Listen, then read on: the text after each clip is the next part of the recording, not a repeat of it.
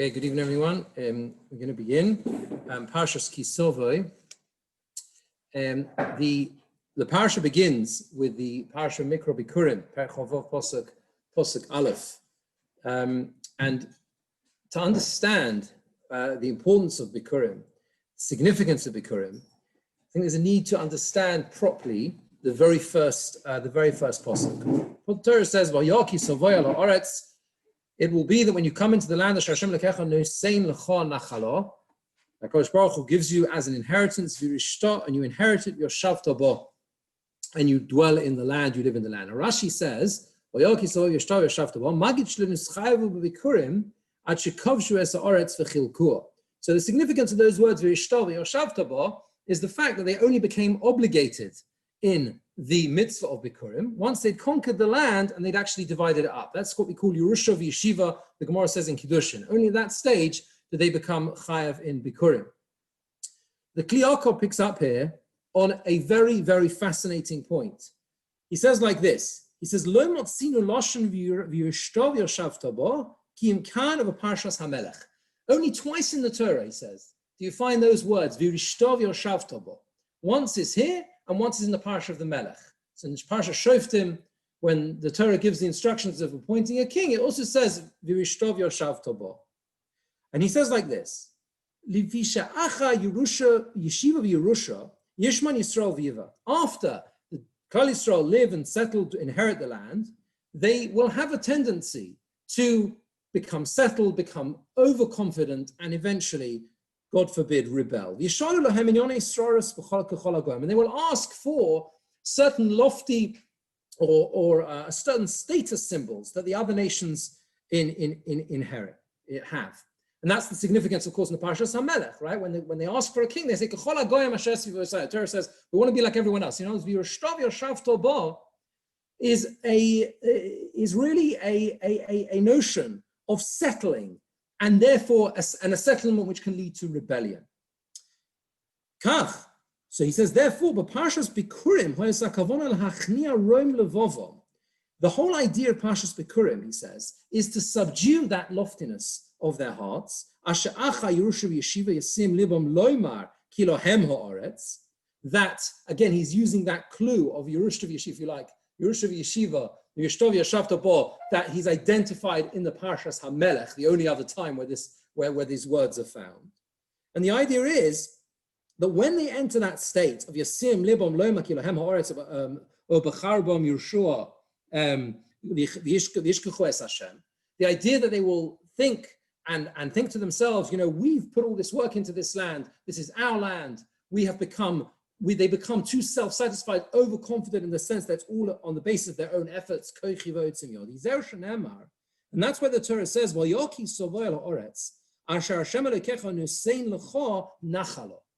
it shall be when you come into the land that Hashem gives you as a nachalo. So here we come on to the second point in this posuk, which is important to understand. There are two words here which seem to really mean the same thing. One is nachalo and one is Yerusha. What is the difference between a nachalo and a Yerusha? Says the Kli Yaakov, you're not coming to the land but Toras Yerusha. It isn't an inheritance in the sense that you are, in the sense almost of entitlement. Like an inheritance which is passed down to you through your ancestors. That isn't the perspective you should have on Eretz Yisrael. Hashem has given you the land as a gift in order to return to Him. In other words, to keep the mitzvahs of HaKadosh Baruch Hu. But you won't think that way. You will think that you are entitled to it. It's a Yerusha, it's yours alone through your own efforts. You'll take hold of it, he says, like a Yeresh, like someone who inherits a treasure, a major inheritance, and won't let go of that inheritance and believes that they're entitled to that thing. And then he carries on, this your shavta boy is the same thing, like a toshov, like someone dwelling in it, it's my entitlements. And he says, that leads you to uplift, to become haughty, to forget Hashem. And therefore he says, therefore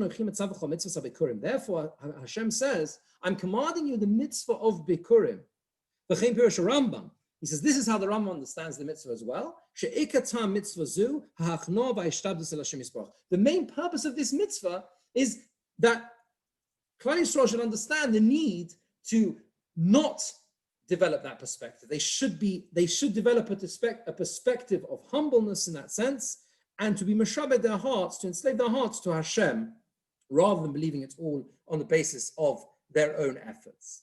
And he carries on to say that this is the significance of the words that the person bringing Bikurim says. He says, Higadati hayom, I have told today, I have related today, few psukim later, Kivosi el haaretz. I've come into the land of What has he said? It's in the past tense. Higadati hayom, I've told today that I've come into the land. He hasn't done anything yet. He's about to make the declaration. The answer, says the Kli Yakar, is that the very act, he says, of bringing the Bikurim is itself a vidui. It's itself a form of confession. It's a confessional prayer. It's a vidui. It's an acknowledgement that the land is a nachala and not a Yerusha from Hashem. And he says the following beautiful words. He says, Shebahalicho v'havo zu, through this bringing of the Bikurim, it's as if I've already stated and explained what I mean by saying that I've come into the land, that it's not a Yerusha. It is only in this way that Hashem, it is through the fact that Hashem swore to our forefathers to give it to us. I'm testifying about myself. That's all from Hashem. And he says like this. He says, "Ki eretz zu lo tikra artzecha, ki im acha havoas horeshis." It is only called your land after bringing the rashis, the first fruits to Hashem. That is what defines. That's what makes it yours. That's what makes it yours. That allows you to consider it to be yours. That gives you that ownership. Through bringing it, that's how you're able to take all the pre-Adama, the fruits of the lands for yourself. So he says that bringing itself is the Haggadah in the Pasuk, is Higadati Hayom. And then he goes on to, of course, give the history using in the Haggadah Shal Pesach, the psukim that we use to explain the Haggadah, Arami Ovid Ovi. But I think this Kli Yakar needs a slightly deeper explanation, because we still have to clarify what is the difference between a Nachala and a Yerusha. What is the exact difference? There are different mahalchim in this. There are different perspectives, different pathways towards understanding the difference between these two words. One that I saw, which I think fits beautifully with understanding the Kli Yakar and how it is that Bikurim itself allows a person, enables a person to develop this perspective and to develop the correct perspective towards the land of Israel and by extension to life in general. Is that presented by Rosh Shmuel Luzzatto, known as Shadal. He says the following thing. He says that a Yerusha is something a person receives when a person receives everything. Yeah, that's what a Yerusha is, when you're the only Yerush. He brings proofs from Psukim. The Toras says, Avram Avinu says, when he's worried that he doesn't have a child, what does he say? Hinei ven beisi yoreshosi, right? The servant of my house is going to inherit from me. Hinei ven beisi yoreshosi. So the word Yerusha is where there's one person who's getting everything. Nachala is different. He links the word Nachala he says it's connected to the word chelek, meaning a portion. There are similar words, interchangeable letters. Nachala and chelek, he says, are related, a portion. Why? He says a nachala, the word nachala is used when it is always alongside others who also receive their chelek, who also receive their portion, right? So Yerusha is all me, and a nachala is a divided inheritance, where I have a part, but I recognize there are other people in the picture as well. And you see that in the Psukim as well. For example, in the Parsha of Nachalas, when the Torah describes Parshas Pinchas, describes that, what is it? B'yom hanchiloi esponov. The word used is hanchiloi, when a person gives over the Nachala to his children, plural. And also you find it in Parshas Ha'azinu, when it says B'hanchel el yoim goyim, right? The beginning of the Shuras Ha'azinu, again, the word Nachala is used in respect of the simultaneous division of the Hashem's distribution of the lands of the world, the nations of the world, to the 70 nations, right? Right, which is what the pasuk refers to there. So according to this, we can, I think, really understand the depth of the Kliokos Pshat and what it is about Bikurim, why it makes it your land. Because the key and the difference between understanding to move from Virishtov Yoshavtobo, that it's an inheritance that I work for, it's all mine, yeah, that I work through my own efforts, it's all me, that Yerusha v'Yeshiva, remember the same phrase used in the Parasha of the Melech, yeah, when you're settled, you feel good, it's all me, then you say, how do you move from that to an understanding of Hashem Elokecha, no sein lecho nachalo? The answer is, when you realize that you are able and you have to give something away. Because when you can give something away, right, for a higher purpose, you realize it's not yours. So you understand, it's the same idea as the Nachala idea. What makes you understand that Eretz Yisrael is a Nachala? Because you can bring the best fruits that you have, the rachis, and you give them away. Yeah. Yeah, that's right. Of course. Yeah, exactly, absolutely. It's a Nachala to all of Bnei Yisrael, to the whole of Klal Yisrael. But the way you cement that inside yourself is by giving it away. It's by giving it to HaKadosh Baruch Hu. And the message is not only just the rachis, the first fruits, the bikurim should you be bringing to Hashem, but everything you own only becomes yours if you're able to give it away for the right purpose. You're able to give it to others, you're able to share it with others, you're able to uplift it for a higher purpose. Then the Yerusha becomes a Nachala. There's a famous story of Sir Moses Montefiore, where a man was supposed to have once gone up to him and said, how much are you worth? Now, Sir Moses Montefiore, as you may well be aware, was a rather wealthy gentleman, right? And he gave a figure, right? He gave a figure that was clearly less than this man was really worth, because it was, he was renowned to be a man of substantial means. And the man said to him, when he gave the figure, he says, come on, he says, you're kidding me. You're worth a lot more than that, aren't you? And he looked at him and he said, no, the figure I gave you was the amount I gave to tzedakah, I gave to charity this year, right? Because you are only worth as much as you're able to give away. That's where my real worth is, the fact what I can give to tzedakah. We take ownership only when we can give away something to someone else. We can give away, when we can give the bikurim, bring the bikurim to the Beis HaMikdash, say to HaKadosh Baruch Hu, Kivosi el ha'aretz, I have come into the land which you've given me as a nachala. The idea is that then the farmer will be able to go back home and do the right thing with everything else he owns. That's how the rachis of the bikurim defines everything else he owns. And I think that's the depth of the Kliokos Pshat here, which makes the whole parsha of bikurim such a fundamental parsha, not just for the farmer who actually is Mekayim, the mitzvah of bikurim, but for all of us as well. I'd like to move on now to the parsha of Vidui Maisa. So the next parsha in the Torah, parsha in Sheni, in Kisova, we have the parsha of Vidui Maisa.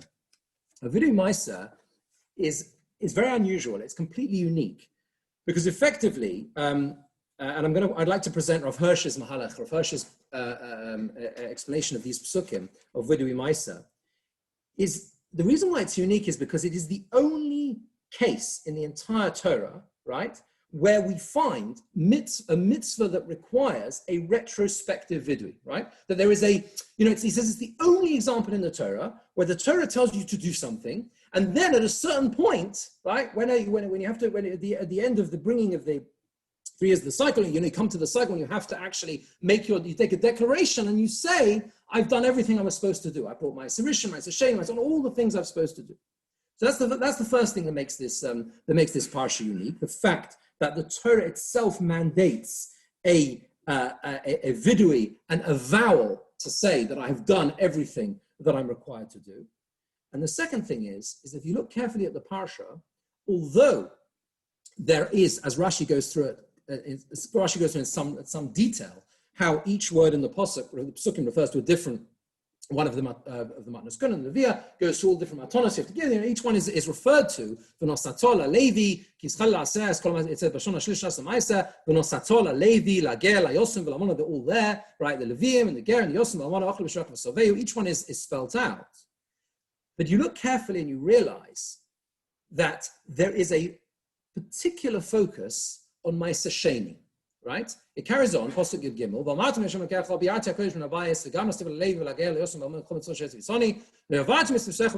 they haven't forgotten anything.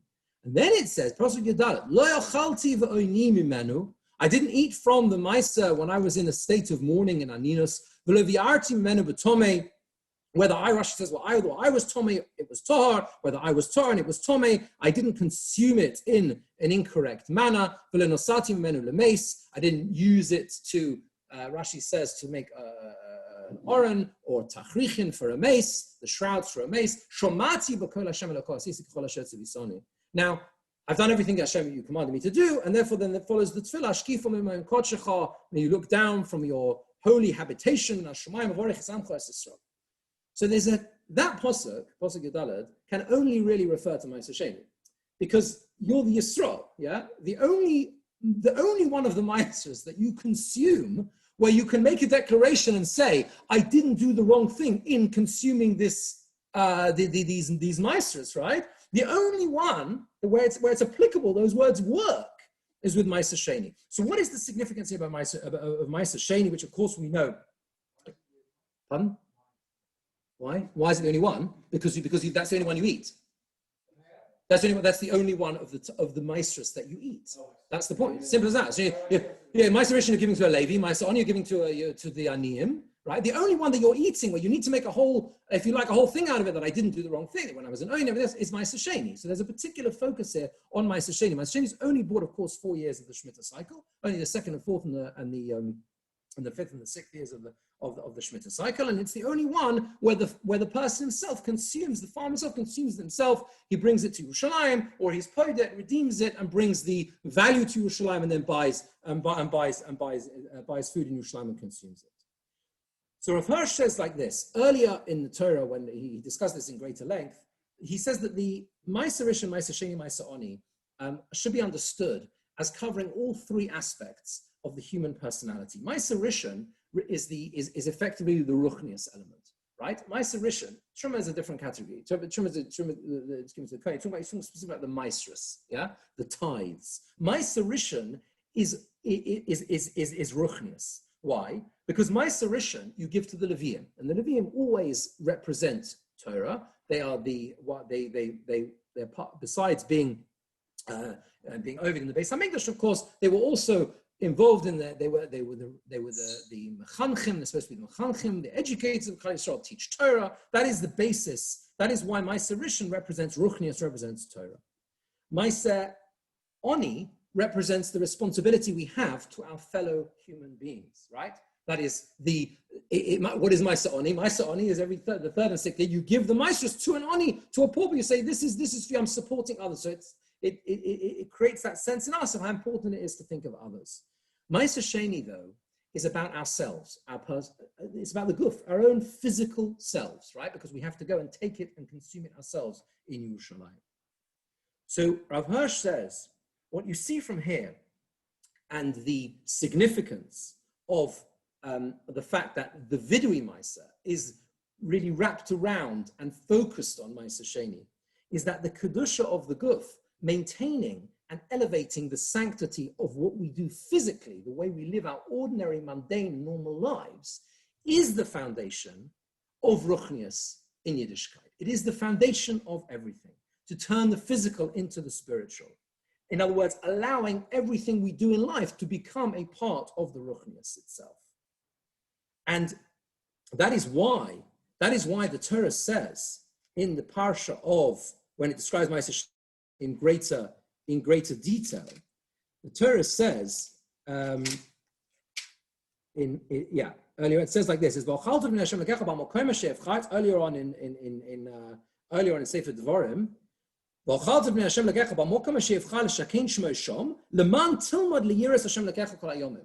by bringing the Ma'aser Sheni to Yerushalayim, you will learn to fear Hashem, because you will learn that even the most mundane and basic element of life is able to be elevated to a ruchnius standard. In other words, everything we do can be uplifted. How do you see that it is Ma'aser Sheni that is the if you like, the pivotal mitzvah in the Torah that teaches you this. And Rav Hirsch here notices a beautiful, beautiful thing, okay? The end of Sefer Vayikra, which is Toras Kohanim, which is really the Sefer of Ruchnius, if you think about it, it's about the Kohanim, the mitzvahs of the Kohanim, mitzvahs, of course, there that apply to non-Kohanim, like the whole Parasha of Kedoshim, of Kedoshim and everything. It's all about uplifting yourself, being holy. The Sefer Vayikra ends with Ma'aser Sheni. It also says Ma'aser Behema as well. He says they're also linked in a similar manner. But the Ma'aser Sheni is located at the end of Sefer Vayikra to say this is the full stop at the end of Vayikra. You want to understand how to uplift yourself in life, then you should understand that the way to Ruchnius, the way to spirituality, is not through sitting like a hermit on the mountaintop. It is by taking ordinary food. You take your ordinary, regular Ma'aser Sheni, but you bring it to Yerushalayim. You use it for a Ruchnius purpose. You elevate yourself. And the other time that you find this with Ma'aser Sheni is in this parasha. Because really, he says, this is the end of the Torah mitzvahs. This is really the last of the Torah mitzvahs. Now, it's not. You're telling me it's not, of course. There are two more. Yeah? But he says they're different. There is a qualitative difference, if you like, between the last two mitzvahs in the Taryag and this one, right? Because the last two mitzvahs in the Taryag, right, are Hakel and the mitzvah of Kesiva Sefer Torah. And those two mitzvahs are different because those two mitzvahs are, all-encompassing mitzvahs. They're not specific mitzvahs. So really, the very last mitzvah of the normal, I should say, mitzvah, of course they are fully fledged mitzvahs, Hakel and Kesiva Sefer Torah. But they are the final, all-encompassing mitzvahs. The last one of what we might call the regular mitzvahs that is mentioned in the Torah is the Parasha of Vidui Maisa. The ability for a person to get up and say, I've done everything correctly. I've done all the things that needed to be done in life. That's a very, very difficult statement to make. But he says the key to it is the Ma'aser Sheni. The key to it is understanding that we uplift the physical and make it spiritual through everything we do in life. That is the key to Ruchnius. It's the key to being able to get up and say, I've done everything I can, and therefore being able to ask Hashkif from my own Kodshach. Right, I want to move forward to a fascinating thing I noticed in the Avi Ezra, which is a Pirush on the Ibn Ezra. If you look at Chof Ches, Pasuk Lamed Vov, in the Teichacha,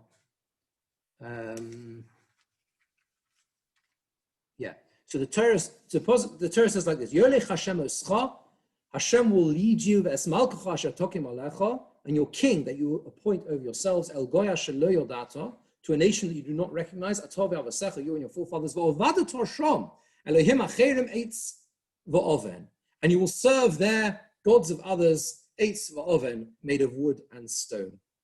So part of the Teichacha itself is the idea that Klal Yisrael will be in such a difficult position that they will not only be led into exile, but while they're there, they will be forced to serve Avodah Zarah. Says the Ibn Ezra, very, very brief Ibn Ezra, V'ovadat Shom, and you will serve there, V'loi yoel lecha, and it will not help you.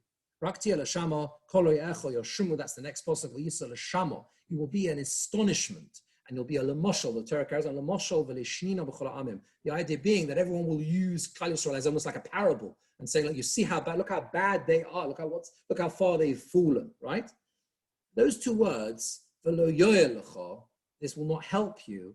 It picked up on by the Avi Ezra, which is a Pirush on the Ibn Ezra, to much later. I think he lived in the 18th century, and he says like this. He says. It's printed in some standard editions of the Mikros Gedolos if you're following in a Chumash. Otherwise, let me read you what he says. It was good what I wrote in my work, Adas Devarim. He refers to another work that he wrote, I'm not familiar with this. Pirush Inyan Hazeh Ba'arichus. The explanation of this matter a great length. B'sham Ne'emar, Ki Nigle Lefonov. There I explain, he says, Ki Nigle Lefonov, it's revealed it was revealed in front of HaKadosh Baruch Hu, Shi'amiru kvoidoi ba'artzos hagoyim. They would exchange the honor of Hashem in the nations that they would enter in exile, limtzoi chein be'enei ha'amim, for the purpose of finding favor in the eyes of the nations of the world. That was the entire function. He's understanding that when the Torah says, doesn't mean you'll be forced to do so. It means you will yourselves try to do so in order to ingratiate yourselves with the country that you're residing in. It's a frightening thing. The kushta de milsa, but the truth is, and he refers to a Gemara in a famous Gemara in Tanis. There's a Gemara in Tanis that tells us Rechinina ben Dosa. Rechinina ben Dosa's daughter was very worried about, she couldn't afford oil for Shabbos, and so he said to her, don't worry, use vinegar. Vinegar, how are you going to like vinegar? And he says the words, these immortal words, if Hashem says oil can light, then Hashem will make vinegar light. You know, what's the difference? It makes no difference to HaKadosh Baruch Hu. You're worried about the oil, so use vinegar.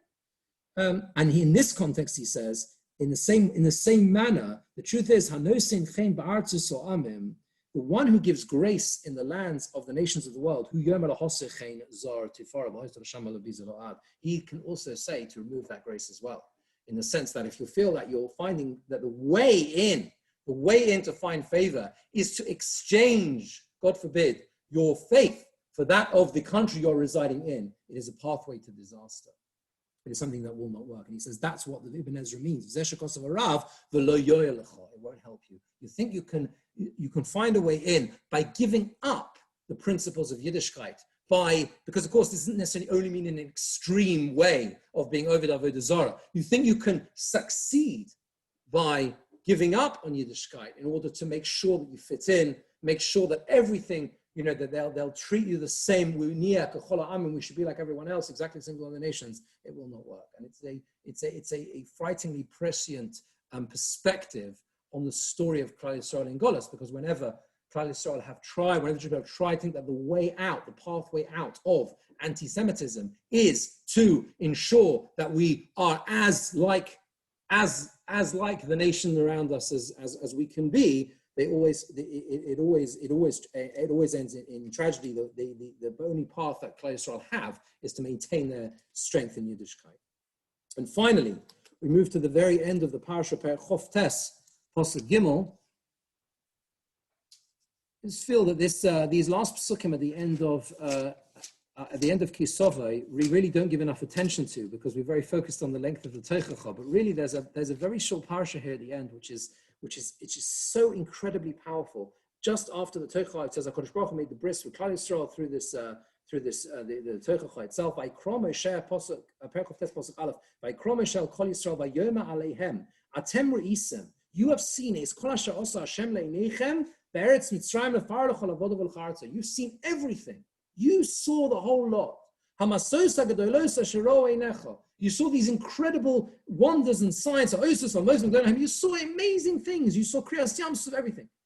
And then, V'lo nosan Hashem lochem leiv lo das ve'inayim lirois v'zman l'shmar hayom hazeh. Hashem has not given you a heart to understand, eyes to see, or ears to hear until this day. And he carries on talking about the journey in the midbar. What does that mean? What does that possibly mean? You've seen everything, but you haven't got anywhere with it. It hasn't been any. Only now. Only hayom hazeh. What happens today? Rashi says, Shomati. Very unusual. Rashi should say that. Shomati, I've heard.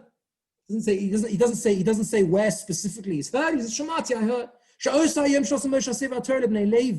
That was the day that Moshe gave the Sefer Torah to the Bnei Levi. Later on, it says he gave the completed Sefer Torah to the Bnei Levi. That day, all of Klal Yisrael came in front of Moshe Rabbeinu, and they said to him, Moshe Rabbeinu, we also stood on Har Sinai. And we received the Torah, you gave it to us. It wasn't just your Shevet, it wasn't just Shevet Levi.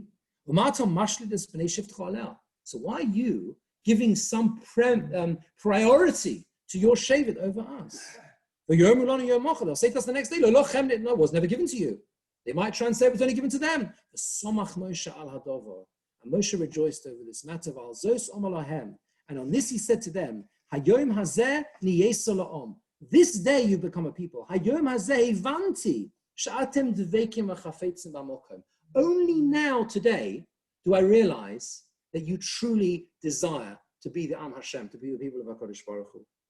What the Mefarshim say, explaining this Rashi, is that what changed now is one word, and that is the word chavivus, to desire, to want the Torah, even in a situation where perhaps they may have had the option to say, well, you know what, let's leave it to the experts. Let's leave it to Shevet Levi. After all, they're the ones in the base. HaMikdash, the Moshe Rabbeinu Shevet. And they come along to Moshe Rabbeinu and they say, no, we want this. We want this. We don't want to be second-class citizens. We want it as much as Shevet Levi. And all of the Nissim and the Nifloos, everything they had witnessed, the Kriyas Yamsuf and everything else along the way, it was not enough. It wasn't enough. Because a person can go through life and can see the most incredible Nissim and incredible miracles, but unless there's a chavivus there, unless there's a desire, unless there's a will to want to achieve what the Nissim are pointing towards, the direction that they are, the direction of travel that they are trying to direct a person in, it doesn't mean it won't get you anywhere. And that's why this posuk of Hayom Hazeh is so powerful. Now is the time of transition. Klal Yisrael are going to move from those Nissim and Niflos into all the miracles. They're going to move from there into the beginning of what will become eventually Derech HaTeva, the normal way. They won't see the same Nissim. And Moshe Rabbeinu is confident that they will succeed because they have that expression of, we want this. It's like a renewal of the nice of initiative. We want this. We're able to stand and we want this for ourselves. And that is how the build-up goes into the next parsha, where, of course, we learn about the mitzvah of Arvus, the idea of Klal Yisrael being responsible for one another, that together they will build the future of the Jewish people. Thank you all for listening. I wish you all a very good Shabbos, both those who are joining us online and also those who are joining us in person. Thank you. Thank you. It was amazing. Thank you very much. Good evening. Pleasure. Thank you. Thank you.